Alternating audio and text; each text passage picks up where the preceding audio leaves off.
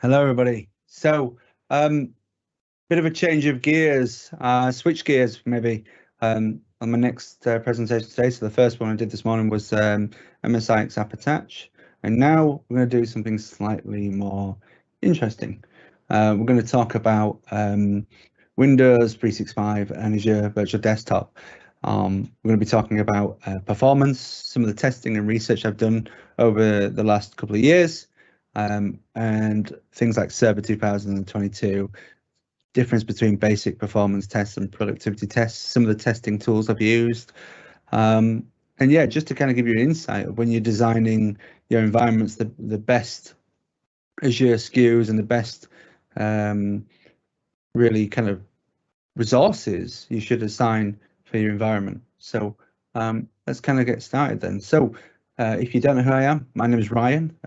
I work for a company called AppCure based in the United Kingdom, global company, headquarters in the UK, and a lot of the things is end user computing, predominantly applications, but you know, my experience in the EUC cuts across all of the different technologies from VMware, Citrix, MVP, VMware, vExpert, and a few others as well. So that's just a brief introduction to me. Okay, so recently announced for pre-order is Mastering Azure Virtual Desktop, which covers everything you could possibly think about in terms of just like a high level, to help you with the exam if you want to do that, and also as a reference guide in the areas, covering all sorts of interesting things about Azure Virtual Desktop. Some of the kind of examples and stuff today I am using is from UL PC Mac 10, which is the software I used. You might be aware of something called 3D kind of Mac, 3D Benchmark software, which is basically the same vendor from UL, where they use the graphics testing on gaming PCs. And PC Mac predominantly looks at, you know, the applications and using the PC itself. So you know, thanks for these guys allowing us to use the kind of software to produce this in the community, and some of the results and the testing which has been completed with that. So, you know, throughout time, and we'll talk about the transition from physical to cloud or physical to virtual. So physical, when you know we look at a physical machine, you are in full control of all the resources that provide. So if it's, you know, 2-core, 8-core, 16-core hardware, you have full control of that, and you can carve that up using virtualization into different virtual machines. And you know, the three kind of main principles around that, the three kind of components, is storage, RAM, and CPU. And these three components can impact each other if one becomes degraded. So if there's an issue with the performance for the RAM, it can impact storage. If there's an issue with storage, it can impact CPU and RAM. And if there's an issue with CPU, it can impact RAM and storage. So all of these kind of things, you know, it's a midriff of problems and challenges when you start reaching 70-80% saturation of resources on a device. So can you just go ahead and pick a SKU code in Azure or a model in Cloud PC or Windows 365 and crack on and get it deployed? Well, this is going to probably be a little bit of an enlightening presentation if you've not seen some of this research I've done before. We're going to be looking at some of the consequences of not testing and performance checking your environment when rolling out a virtual desktop environment. It might not be as noticeable on the smaller, you know, environments like 10, 15 users, but as we start scaling up into larger, more considerable sized environments, you will probably feel the pain much more. So I'm just going to get started on that then. Where are we at now? Okay, cool. So, you know, when we look at user acceptance testing, we look at clients' needs, requirements, designs, and implementation, right? But then if we look at the UAT side, there's these different types of testing associated. So with clients and needs, there is acceptance testing. So we need to accept that we meet the client's requirements, the needs of the client. The client said, I need CAD, for example, so I need a GPU, or maybe I don't need a GPU because the 2D is good enough. But obviously the client needs to accept that, hence the acceptance testing. Requirements, system, the system, does the system meet up to the requirements which is specified? Designs, integration testing, and then the implementation of unit testing. These are all different components of UAT. And as you're running projects, as I'm teaching you to possibly suck eggs, is you need to make sure that you cover this in your design and the kind of stage gates of that project. So how many businesses complete in-depth UAT testing, and why I'm asking this? The reason why I've kind of put this up is not everybody goes into great detail of UAT testing. I use the phrase fire and forget, that they will deploy an environment, see how it goes, and the initial user reaction bases on the success or failure. And if it looks great at first, everybody's really happy. And let me put this into consideration for you and kind of raise this kind of question. Everybody talks about the B series VMs, burstable. And burstable is great because you get this really good performance. But when that cost has reached its peak, as in you've used all the burstable resources for that period of time, your performance will degrade. So for all those who have been using burstable machines, the experience might be great for the first X number of weeks. As you bring people on and as things change in the environment, as applications become more hungry on resources, then that burstable will then lose its kind of performance burst, and then you'll be on to a baseline of performance, which can be sometimes quite poor. And then everybody's really happy. First 2 weeks, everybody's like, oh, this environment's brilliant. Next minute, OneDrive isn't syncing properly. You can't move. You've got lagging mouse. You've got lockup on VMs. You've got all these problems. It's because obviously you've saturated all the burstable costs, and now you're on a baseline. So you need to remember that UAT testing is important because you need to run it for a period of time to make sure that you don't run into them sort of issues. So let's talk about cloud. And I'm not just talking about Azure, I'm talking about all different clouds, what people offer. So cloud is essentially a data center somewhere with a load of virtualization. I know you can do physical, but let's just stick to Hyper-V hosts in this conversation, which is fine because you can spin up resources quickly through a web portal. You can make changes to your operating system configurations on the fly. You don't need to go out with your checkbook and buy thousands of dollars, pounds, whatever currency you're in to get the equipment. You don't have to wait for shipping. Silicon chip at the shortage at the moment across the globe. You'd have to suffer 6 to 8 months waiting for delivery. Cloud is great because it's already there and you can consume that resource when you need it most of the time. And when COVID hit, there was such a demand for it. There were certain limitations for critical services. But when you virtualize, which is my area of expertise, you need to understand that there can be something called resource contention.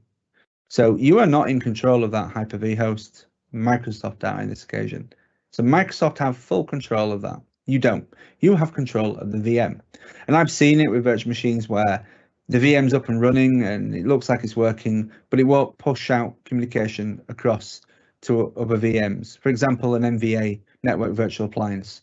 But when I redeploy that VM onto another host within the Azure data center, everything starts working. But no one can see the issue. There's no underlying issue you can see, but you're not in control. You don't actually know what's going on. You can't investigate to that level. And that's obviously the limitation of cloud. The other thing you cannot control, and I mentioned it, resource contention, is you cannot control performance. And from the testing I have done to date, every single test is different. It can be significant, it can be marginal. It is different. Also, when you restart VMs and some Intel chips, they can change chip because they're moving to a different host, which means you cannot guarantee a specific performance baseline. You can guarantee a range, which I would suggest with cloud, that is the new modus operandi, as it were. You should suggest a range of performance. You should never give a specific set. And so that's quite important. And then looking at Intel and AMD, what is the difference? And that's what we're going to be talking about today. The other thing as well is cloud faster than on-premise. Let's have a look at that, because I believe on-premise will always win, and that's understandable because you're in full control. And does disk size and IOPS matter as well? So these are some of the things we're going to be talking about today in this presentation. So let's talk about optimization briefly. And I know this might be slightly, arduous at this bit. We'll get into some demos as well. I know people like pretty screens, so we'll definitely jump onto that afterwards. So performance versus condensing, consolidation, and it's more of an American phrase, this, but more bang for buck. What it means is get more value out of your resources, what you paid for. So would you pay, I don't know, $1,000 for something when you can get 10 of them for the same price? And that's what that's trying to say, performance equals user experience, responsive, no loss of visual feature. So performance is, an accepted user experience that they can use the desktop or the remote app without any performance issues whatsoever. So, it's a slick experience like they would have it, physically on the desktop. And then condense and consolidate is how many users you can get on the box. That's different to performance. That is about cost. That's about maximizing value on cost. That's nothing to do with performance. Yeah, you're trying to get as many people on. And I know people say, well, when you load test, you want to look at consolidation, get as many people on there as possible. And by doing so, you still maintain a level of performance. But the truth of it is, more people you add to an environment, it will have an impact to performance. So you need to, again, agree with the business or the organization what that baseline is. So these are the kind of things we need to kind of consider. Applications. I mentioned this before and I'll mention it again. What about applications? Well, they are all different. I said it earlier on, there's 170 odd million applications and then 170 odd million variations, which means there's over 7 trillion different variations of application out there. They've all been developed differently by different developers, all designed, all coded, all shapes and sizes, some good, some bad, some ugly. And if they've not been developed very well and they're not a great application, even though it's critical for the business to use this application, it can impact resources and performance. So, it's a balancing act. You need to understand not just, we want this specific performance optimization, this specific SKU code from Azure VMs to deliver our resources. We need to actually go through and test and understand the behavior of our applications. And some of this data I'm going to share with you today. And to be honest, this presentation is probably one of the more advanced optimization presentations I've had recently. So we're going to delve into a little bit of detail. So what are the different types of optimization out there? I mentioned CPU, disks, storage. I mentioned that before. There's like power as well. So with the physical side, you should always make sure you configure power, because if you have power management settings on the network cards and on the OS itself and the hardware, then you can actually be limited by energy saving technology, which is quite frustrating on a physical or on premises type of deployment. That's taken care of hopefully by Azure, so you don't need to worry too much. However, you still need to make sure that the network configuration card's not got any settings where sleep mode will kick in and cause performance. And then you've still got to factor in RAM, apps, disks, and the operating system in general. A WinRot machine, as I used the term earlier, which is basically not been refreshed or cleaned up, it's quite heavy in terms of old apps and stuff, that will have an impact on the environment as well. So VMware's optimization tool. So we talk about optimization, and what is optimization? So when we look at, Windows 365 and we look at Azure Virtual Desktop, we've got this image, we download this template, and we need to look at optimization. And optimization is basically turning off certain functions and features of the operating system to ensure that you can get best results. And I've always asked the question, is optimization using these tools for consolidation, or does it have a performance improvement? That is the question. And we're going to talk about that, and we're going to go into detail. But it is an interesting question because everybody's been talking about we need to get as many people on this box as possible without impacting performance. But when you start turning things off, you are reducing the features of the operating system. So in effect, logically thinking or speaking, you think, well, that should actually impact my user experience. So just want to kind of take into consideration. So what we're going to do first of all, on my Windows 10 VM, is we're going to have a look at optimization if possible. So I previously downloaded the tool. So you go into VMware. There's loads of different optimization tools out there. I should really start with that. That would help. There's loads of different optimization tools out there. There's a few from. There's one was provided by Citrix. There's one provided by Microsoft. You know, there's one provided by VMware. My favorite, or my particular choice, is the VMware one. I believe it is more comprehensive than the others. So if you can see my screen, which you should do now, you'll note that I'm just booting up the optimization tool. And what I like about this is you have a lot of control over, you know, completing what I call analysis. And obviously analysis is quite important. So at the bottom here is a button you can click, which will basically compare what's currently on and what's turned off.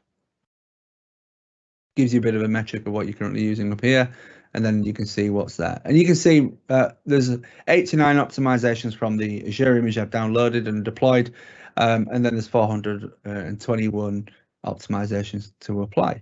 Recommended, it states 407 and 14 optional, which is great, right? So anyway, so you can export the analysis, and that outputs into a nice HTML file. So I'm just going to do that on the desktop just for the fun of it. And then if we go to the desktop, what we can do is we can then just open that up and have a look. And there you go. I've got a nice little before optimization report. Look at that, nice little analysis. Okay, you can rebrand it as well and PDF it if you want as well. So pretty cool, right? We've now got documentation on a pre-optimized image. That's pretty useful. So then going back to the optimization tool, now I can have a look at what it's suggesting. So you can go through and you can see some of the settings in there and you can apply them settings. So for example, application experience, it's saying disable startup app tasks, program data, you know, Microsoft compatibility appraiser, some of these things. I mean, me personally, I wouldn't turn that off, but there's various different things you can disable in there. Like auto, there's various things there. So yeah, so we can go ahead and run an optimization. I'm not really going to, I'll come back to this bit here, but we'll go and look at that in a minute. And the reason why I'm showing you optimization is it's actually part of the results, and you'll see what I mean. What you can do as well, which people may not be aware of, is you can actually go through the process of generalizing through this tool as well. So you can kind of do certain tasks for, you know, creating a master gold image. You've got things like finalization. I mean, like native image generator engine, which is very useful for .NET, should be done, which people forget. You know, the DISM, where it cleans up the DLL cache and things like that, which is important because sometimes apps don't work until you've done it. And as you can see, it resets all of these other things down there too, which can be quite useful depending on the environment. So make sure you choose wisely. You can do Windows updates and stuff as well and control that. And you can also have history. And one of the main kind of reasons I like this tool over all the others is that we can customize. I mean, this is a Windows 10 template we've got deployed. For Windows 11, there's not really one yet, but we can go through and we can add our own custom rules and policies and generally kind of build our own custom template for optimizing. What we can do as well, once we've applied a optimization, is we can revert back to. So there's quite a lot of flexibility. So if I go to optimize now and I just go and run the optimize, I'll go through and apply some settings. It'll need to be rebooted. Hopefully we don't need to do that in this session. So as that's finishing now, once we've optimized, we can then we'll then be able to see, you know, the ability to restore. So if you do make a mistake with optimization, it has an impact. Using this tool, you are able to restore pretty easily. You know, revert them. It's removing all the custom built apps, which is a PowerShell script you can actually put in there as well. So it'll clean up the operating system a little bit there. So as you can see, my original app list is looking a little bit cleaner than it was before. So it's already doing its thing. So that might take a little bit longer. And while we're waiting for that to finish, the optimization, you'll see that, in my opinion, when it's finished, you'll see that the desktop will look a bit more not as friendly in the UI. It look a bit basic, because obviously some of the optimizations it's recommending are turning off graphical features, because they do have an impact to a 2D desktop, as I call it. 3D desktop has a GPU, a 2D desktop is using the CPU. I know that in Azure Virtual Desktop and with Windows 365, more features are coming for that in terms of AV redirect and MMR, so the multimedia redirect. But today, if you're using a 2D desktop, you need to kind of protect the CPU, because all of the graphical stuff will be passing through a series process, whereas the GPU is parallel. So the CPU will be under more strain than a GPU will do, just because of how series and parallel function differently. Hopefully this is nearly finished. Waiting for progress bars is half your career. So that's all done now. And if I go into history, you can see I've applied the optimization and I can roll back if I want to.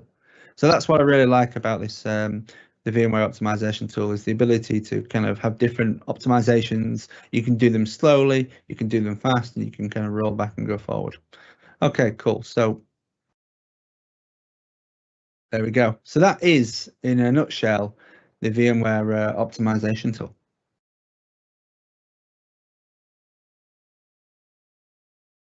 So some data to look at here is the, does optimizing improve performance? And what we've got here is we've got a PC. So the gray indicates a PC. We then have the blue, which is before optimization. And then we have the orange, which is after optimization. Okay. And the actual tests is basically launching applications. So as you can see, warm is where the app's been opened before and then opened again. So there's a bit of caching. Cold is the first time after a reboot. So warm and cold, just remember that. And as you can see through these different applications, we're looking at the impact after optimization. So before optimization, I am seeing the following. So if you look here, so before optimization, it took 1.3 seconds to launch. After optimization, it took 1.27 seconds. So when I asked that question earlier about does optimizing the image improve the experience and performance of the OS? Well, it improves performance, but obviously the user experience might be slightly degraded because it's turning certain things off. But there you go. So optimizing does, in most cases, have a marginal, slight improvement compared to the other stuff. So if you don't optimize, poor performance or lesser performance, and then optimizing does have a value. So the question, I think I've answered it. Doing a basic test there indicates that we should be optimizing our virtual images, and that's for Windows 365 and Azure Virtual Desktop. And if you're using VMware Citrix, you should be doing that too.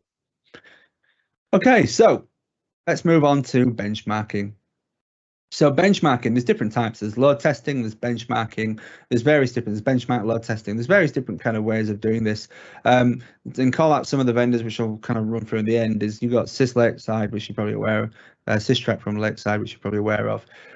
You've got Login VSI, which is well renowned for load testing, which has been used in the VDI world for a long, long time. And you've also got things like Rimo3 for application testing. There's lots and lots of different ones. And in this case, which usually is used for testing physical PCs, is PCMag. So a lot of the vendors who build new devices today, they will use something called PCMag. And what we have here is PCMag. So I'm not going to run a test yet. I'll kick one off and come back to it, just obviously for time reasons. So you can do all sorts of things in here.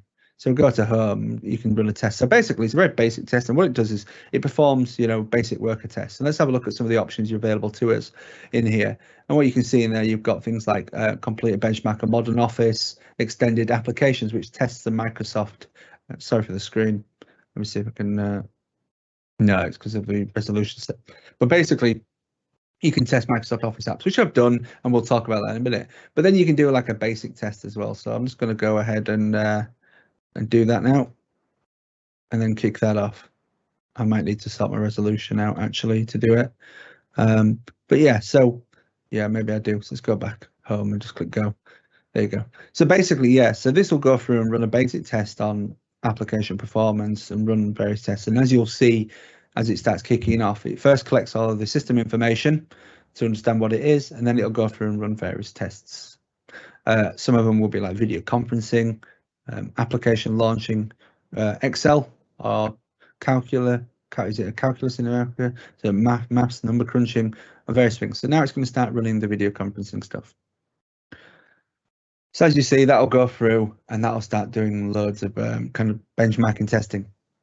While we're waiting for that to finish, and I'll come back to that when it's done, let's have a look at some of the things which I've been testing. So I carried out tests, and it took forever, if I'm honest with you. I carried out tests on the D4 ASV4 and the D4 DS V4. So they're the same kind of spec, but one's AMD and one's Intel. And I believe Intel is DS and AMD is AS. And I did AMD Intel Gen 1, Gen 2 before optimization, after optimization, and on a virtual machine of a PC, on a gaming PC. So I basically took a physical entity and ran tests on that too. And that obviously is highly spec'd compared to the others. So it's similar spec to a hypervisor. And then I also did some tests on Cloud PC too. So let me just flip over to the slides. And that's basically the testing stuff we did. So when we looked at AMD Gen 1 tests, these are the results I got. So when we look at Firefox cold start, we can see before optimization, for some reason, is longer, short, as you see. So the optimization does prove to work well. That's an interesting one there. Look at that. So after optimization, it seems to be less time. So yeah, so that's AMD Gen 1. So just let's take a mark of the time. So that's 1.2.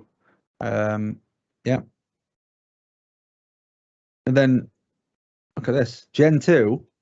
So 1.8. We'll go back. 1.2. 1.8. So is Gen 1 faster than Gen 2? Well, on this particular test, for some strange reason, it was, which is a little bit strange, really, because you'd assume moving to Generation 2 VMs, you would maximize your performance and get better performance. What I find quite interesting, though, is remember, we're not on premises anymore. We're in the cloud. We're not in control of this. So are these VMs being controlled by the hypervisor? Is that hypervisor under contention? Who knows? We do not know, do we? We are not in control of that. But it's very interesting. So let's have a look at writer cold start. So writer is 127. That's okay.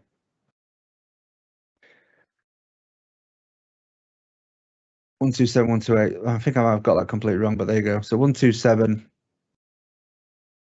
1, 2, 6, 1, 2, 8. So yeah, I did get it wrong. I was looking at the PC. I do apologize. But anyway, there you go. So just to kind of throw in a ball here, that using a PC, even though it's meant to be faster with a lot of CPU, that actually takes longer. So what threw the cart on this test was that the cloud PC is faster than the physical PC on this particular test. I got that completely wrong. Obviously, I was thinking about something else. I've got the emulation in the background going on. Let's have a look at the next one anyway. So AMD Gen 1 versus Gen 2 test results. Here you can see test before and after. So both are before on this one. Essentials, productivity, Word, Excel. So this is Microsoft app testing. So Essentials is like, the basic operating system functions. The second is productivity. And then you've got things like Excel, PowerPoint, and Edge, which is the web browser. You can see here AMD before optimization has a lower score than optimize. Higher the score, the better in most cases. But then you'll see Excel performs better on the before test. So test 1 is Gen 1, test 2 is Gen 2. So you can see there's a difference in them. There's no significant difference. There's no major jump in the chart, but you can see here that the data is slightly different in each one. But what we can see there is Excel seems to perform better on the Gen 1 stuff. So let's have a look at Intel. Well, we were looking at 1.2 seconds on AMD, and with Intel, we're seeing 1.7 roughly on average.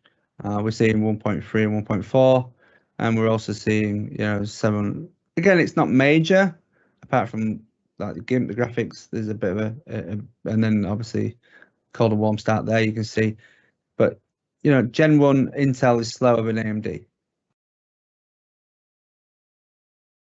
And then when we look at the Firefox, the cold start, again, what we're seeing on the Gen 2 as well is it's still not as fast as AMD. But every single one we can see here is showing. This is an odd one. So Gen 2, what we're seeing here with Gen 2 is that the after optimization is obviously great. But what we're seeing with like when it comes to like Chromium or it comes to like graphic stuff, the jump gets slightly bigger.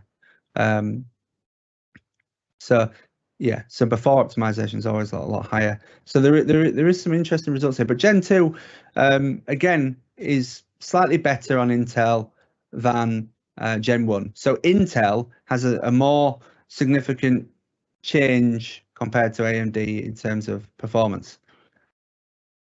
If we look at Intel versus Gen 2, so test 1 is Gen 1 and test 2 is Gen 2. What we did see is Gen 2 perform better with Excel. So it can basically do all of the numeracy stuff better. And then we also noticed as well, only slightly, but we got better browser experience using Gen 2. However, looking at productivity and Word, Gen 1 performed better, which is quite interesting. So again, if you ran this test 600 times and averaged it, I wonder what the results would be. But at this point in time when the test was run, these are the results we got. When we look at AMD versus Intel, you can see the differences here. So this is basically the Office apps again. We've got productivity, Word, Excel, PowerPoint, and Edge. So let's have a look at Edge. So this is AMD before opt, and these are all Gen 2.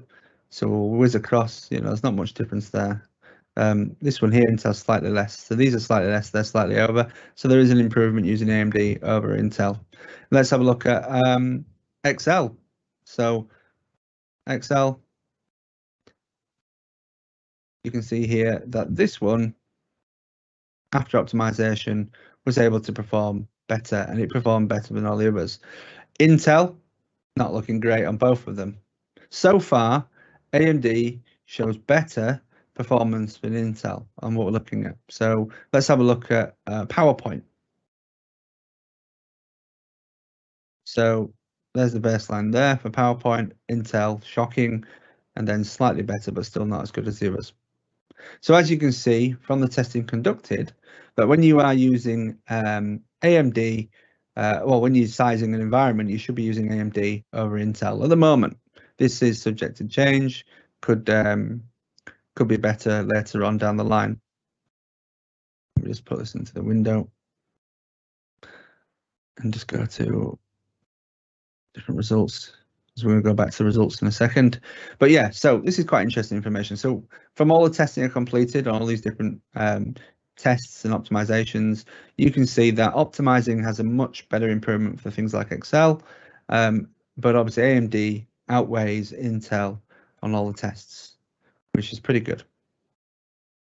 So let's go over to the next one. So the Cloud PC. So Cloud PC, I ran some tests. And I'll be honest with you, it was in the trial mode, so I don't know whether that there was an impact related to test environment they were giving people for trial. It wasn't the main production environment, but the performance wasn't that great, if I'm honest. it was pretty shocking. And as you can see, for all of them, the different SKUs, I couldn't actually get that much of a difference in performance. They were all pretty much the same. You know, there's not major differences in the performance testing. There was slight differences, but as you can see here, you wouldn't really jump to the 16 gig unless you've got apps requiring that. You'd be better off baselining at this one here. And that was from the trials. Obviously, we're going to go and do more tests later on now that we're starting to ramp up the service. But yeah, it wasn't really great. And if I go over to an article I wrote, you can see here from the graph that we've got, bring it up on here. We've got, you know, look at this here. These are using premium disks, and you can see that the performance of basic functionality is pretty good. It's the best. And then when you look at productivity, it's up here. So AMD on a DS4, ASV4, we're seeing the best possible results there. And then when we look at Cloud PC, productivity is terrible. Basics are okay, but not really going to kind of start any fires, you know, it's pretty poor. And then we look at Windows Server 2022, what we can see there is, again, not great. So if you are if you are going to deploy a AVD environment or a Windows 365, it's probably worthwhile testing the different chipsets, the different vendors. As you can see here, AMD is pretty impressive. Inferior disks that may save you money, but they're not that great, because look at the performance difference. When you introduce Inferior, performance isn't great. You lose. These are premium, they're Inferior. You can see that the performance is degraded because of that. So, you know, using like MSI App Attach and the other kind of dynamic solutions to attach applications, obviously using third-party storage or whatever, might improve this. But if you are using Inferior disks, please note there's a cost associated with your overall performance, so productivity and basic performance metrics. And you can obviously see this on my recent blog post, results from benchmark testing completed on Cloud PC. And you can see there, it's all in there. And there's all sorts of nice, interesting information on there for that. So how did I do all of this? What was I doing to test it all? Well, obviously PC Mac ran its test, it's just finished. I cancelled it early because of time. But if I go and have a look at this one in detail, let's have a look. So what you can see here is it runs a number of tests, as you saw on the VM. This is an Intel VM, and it can also do frame rates and some of the computations and calculations and things, and it gives you an overall score. So what it does is it basically launches applications, launches processes, and then benchmark captures that information. It doesn't like benchmark and stress test the machine. It just runs them like they would do normally and captures the results. So when we were running these tests, this was the essentially the kind of output of that. You can look at more detail of how it behaved, how the CPU. Look at the CPU on the Intel was you know, hitting 99%. So obviously impacting storage and things as well, which is not great, but one of those things.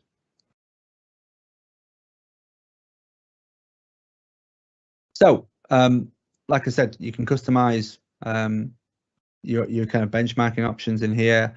You can do all sorts of interesting things. You can do storage testing on physical PCs. This is a great tool, you know, for testing just on one user performance.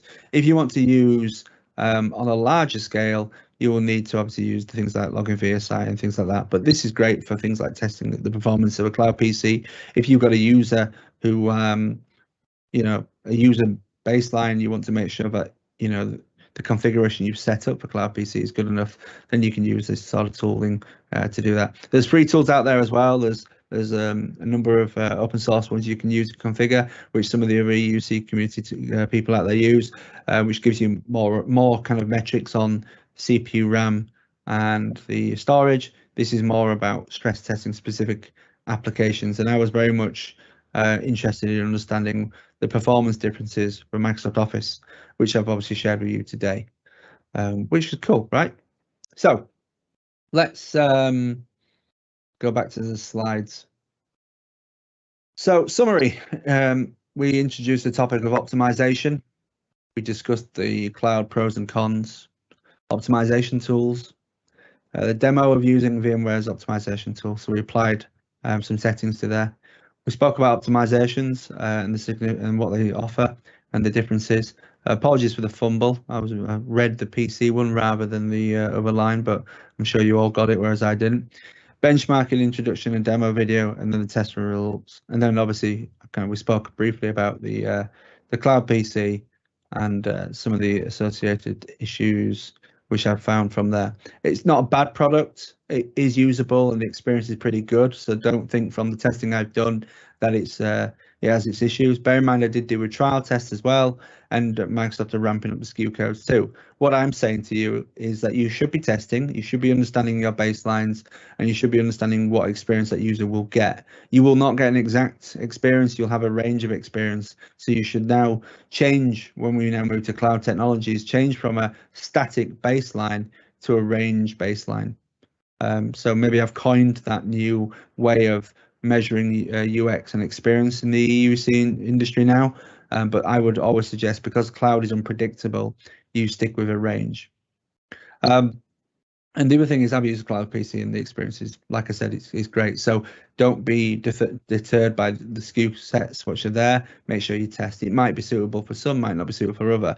Bear in mind, Azure Virtual Desktop and Windows 365 can be used together in conjunction with each other, or specific use cases can be separated. There's no right or wrong answer. It's all based on your requirements of an organization. So they kind of running kind of tandem with each other. I mentioned some kind of performance metric vendors. Login VSI was one of them, Lakeside, Systrack, and Rimmer-Free from an application perspective. PCMark, they're the tool I've used today, and that's the ones which a lot of vendors use for testing physical devices. But that's what I used just to kind of see what Cloud PC and Azure Virtual Desktop was offering in terms of performance. So just to kind of reiterate before, books you buy, recently produced the Mastering Azure Virtual Desktop book, which you can find there. And also, if you want to know much about MSIX AppAttach, Azure Virtual Desktop, the link for there, the codes there, you can find them both on Amazon or through the publisher. And also, just to kind of look at Azure Virtual Desktop and some of the stuff there, if you are interested in that further, is there's 5 free publications I produced with Microsoft, and there's some good information in them on various different things, moving or using other vendors, quick start, and disaster recovery and application management as well. And if there's any questions, feel free to kind of raise them. Anything you want to see on the screen, which I may have gone through too quickly, feel free to kind of reach out on the Q&A.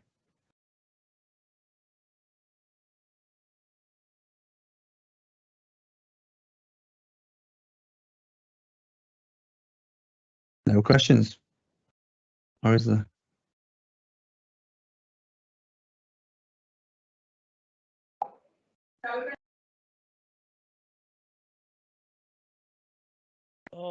We haven't seen any questions in the live event for the question and answer section, Ryan. Oh, cool. Yeah, in the previous session, but there was a question and I posted that in your personal chat, and then it is also published in the live event of the question and answers. They were asking about can drivers and ODBC apps can be delivered through MSIX was the last session question. Yeah, right. Okay, so yeah, so drivers, Microsoft states that drivers need to be delivered onto the image, so they should always be installed onto the operating system themselves.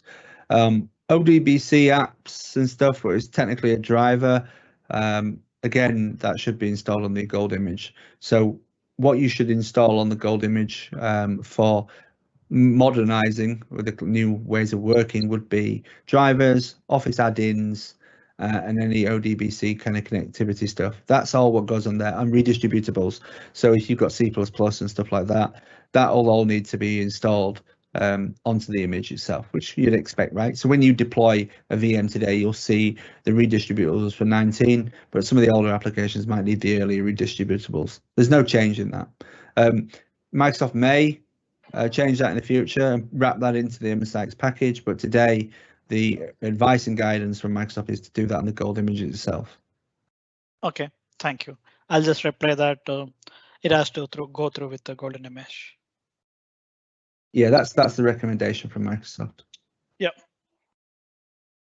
So that's all we have with regards to the questions. There are no new questions in this session, Ryan. And thanks so much for your time and a wonderful session. Brilliant. Thank you very much for your time, guys. All the best. Thank you.